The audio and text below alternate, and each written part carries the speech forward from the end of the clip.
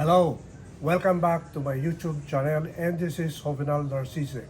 And for today, I'm going to present to you my 20th anniversary ultra heavy flannel from Ironheart. And I bought this item last October of last year, and I've been using it for the past months. I've used this in my travel to Singapore last December, and it is very comfortable.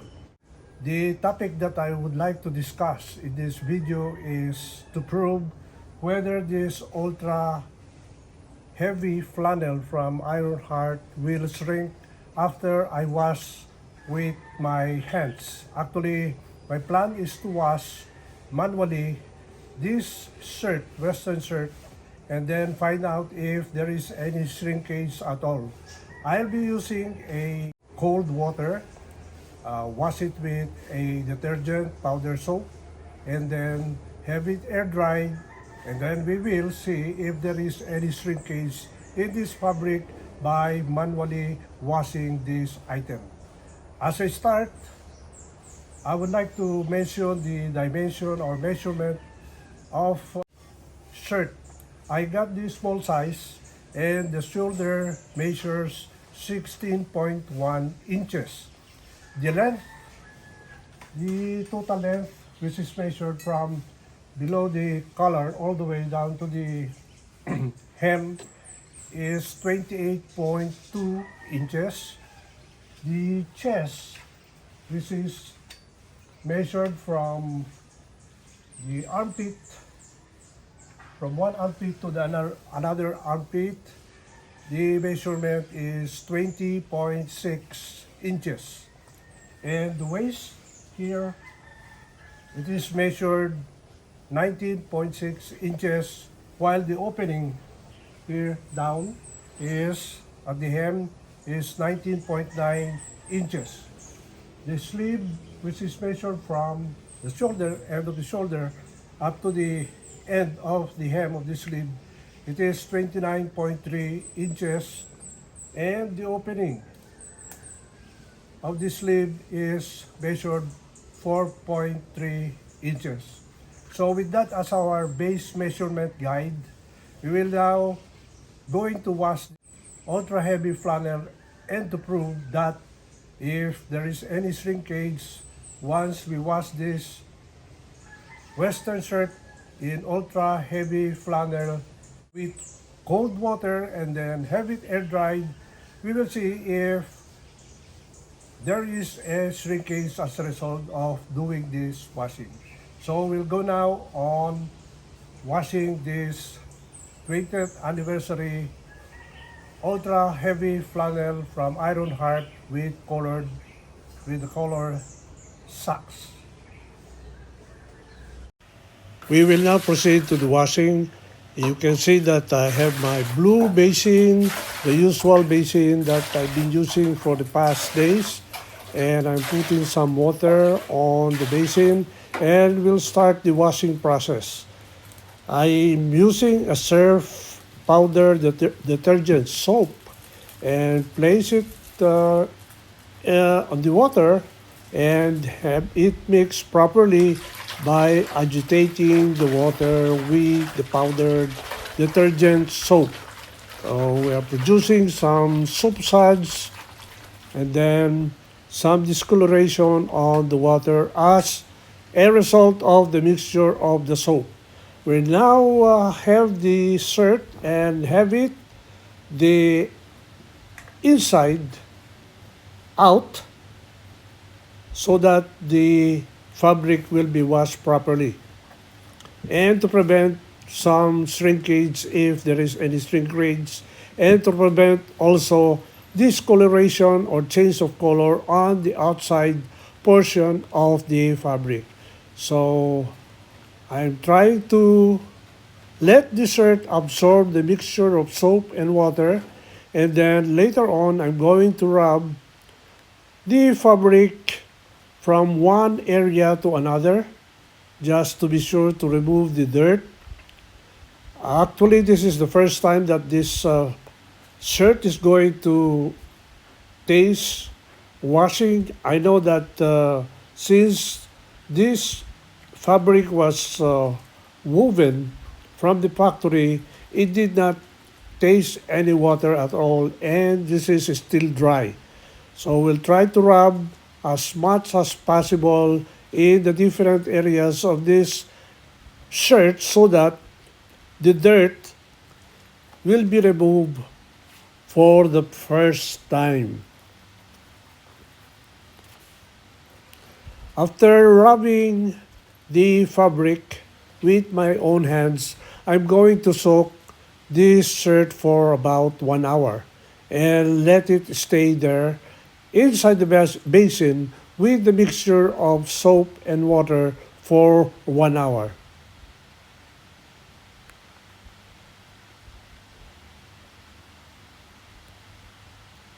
After 1 hour, I'm going to replace and remove the mixture of soap and water and try to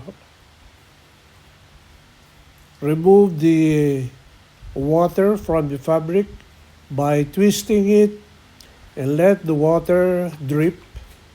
And then you can see some discoloration as a result, but I think this is very minimal.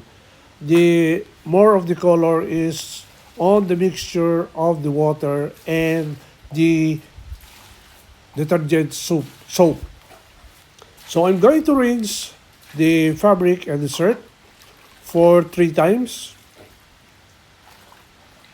and try to observe if there is a discoloration of the water. But I could see that there is no discoloration or any change of color on the water that is being used. To fully remove the soap on the fabric, I did the rinsing for 3 times.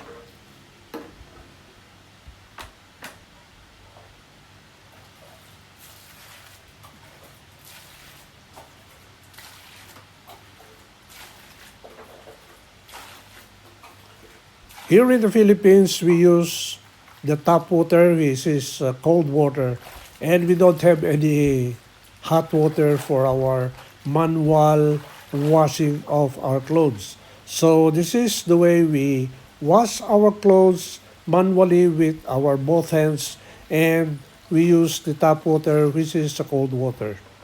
Since this is an experiment, as I plan to buy more Western shirts or ultra heavy flannel shirts from Ironheart.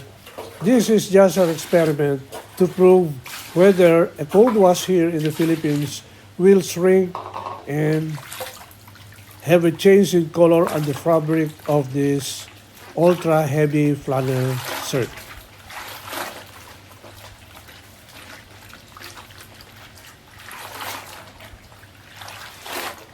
The fabric actually absorb so much soap, and it is very natural for a flannel shirt to act like that. And the water is colorless. And now that's the third rinse, and we're going to air dry this Western shirt. So I try my best to remove the dripping water by trying to force it downward, and then that's it. And the next thing is to try to stretch the fabric while it is wet, just like what I'm doing. And this is the same that I'm doing with my denim pants.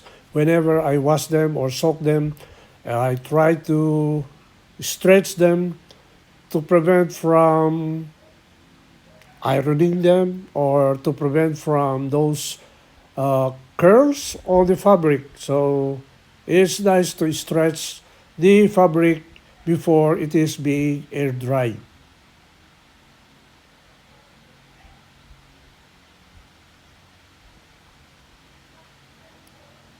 So after this, I'm going to air dry this Western shirt, ultra heavy flannel shirt, and wait for maybe 6 to 7 hours because the fabric is not dried directly towards the sunlight.